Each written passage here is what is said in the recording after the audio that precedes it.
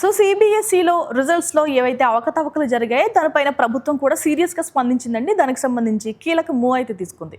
So మనకి parliamentary committee ఉంటుంది కదా, మనకి పార్లమెంటరీ ప్యానెల్ ముందు ఖచ్చితంగా మీరు అటెండ్ అవ్వండి, మీ ఎక్స్ప్లెనేషన్ ఇవ్వండి అంటూ కూడా వాళ్ళు చెప్పడం అయితే జరిగింది. ఇప్పటికే కీలకంగా తీసుకున్న నిర్ణయం ఏంటంటే, మనకి ఎవరైతే చైర్మన్ రాహుల్ సింగ్ ఉన్నారో ఆయన్ని, అలాగే సిబిఎస్ఈ కార్యదర్శి హిమాన్సు గుప్తాని మనకి బదిలీ చేయడం జరిగింది. అండ్ విచారణకు కమిటీ ముందు మీరు హాజరు కావాలి అంటూ కూడా తెలపడం అయితే జరిగింది. సో తర్వాత వాళ్ళు ఏం ఎక్స్ప్లెనేషన్ ఇచ్చుకుంటారు ఏంటి అనేవి ఆ తర్వాత వీడియోస్లో మాట్లాడుకుందాం, ఓకేనా.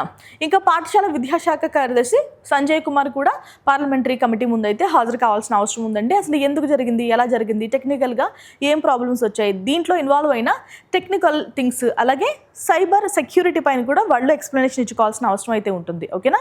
ఇంకా డీటెయిల్స్ మాట్లాడుకుందాం.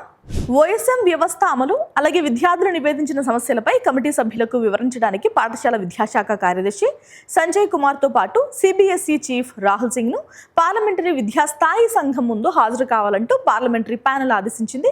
సిబిఎస్ఈ 12వ తరగతిలో ఈ ఏడాది కొత్తగా ప్రవేశపెట్టిన ఆన్ స్క్రీన్ మార్కింగ్ పద్ధతిపై వివాదం నేపథ్యంలో ఈ చర్యలు తీసుకుంది. ఈ వివాదానికి సంబంధించిన సాంకేతిక సైబర్ సెక్యూరిటీ కోణాలను పరిశీలించాల్సిందిగా committee Indian computer emergency response team director general కు ఆదేశించింది. తమ సమాధాన పత్రాలు తారుమారు అయ్యాయని విద్యార్థులు లేవనెత్తిన ఆందోళనలను పరిశీలించిన విద్యాశాఖ ఈరోజు ఉన్నత స్థాయి సమావేశాన్ని నిర్వహించింది. సాంకేతిక లోపాలు, మూల్యాంకనంలో వ్యత్యాసాలు, ఫలితాల అనంతరం ధృవీకరణ ప్రక్రియలో విద్యార్థులు ఎదుర్కొంటున్న సవాళ్లపై ఈ సమావేశంలో చర్చించనున్నారు.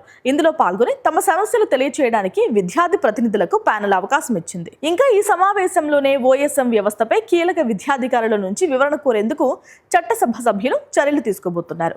ఇంకా ఏదైతే 9-10 తరగతుల్లో సిబిఎస్ఈ త్రిభాషా సూత్రాన్ని అమలు చేయండి అంటూ సిబిఎస్ఈ ఏదైతే డెసిషన్ తీసుకుందో దానిపైన కూడా వీళ్ళు చర్చించే అవకాశం ఉంది. దానిపైన ఎలాంటి నిర్ణయం తీసుకుంటారో చూద్దాం.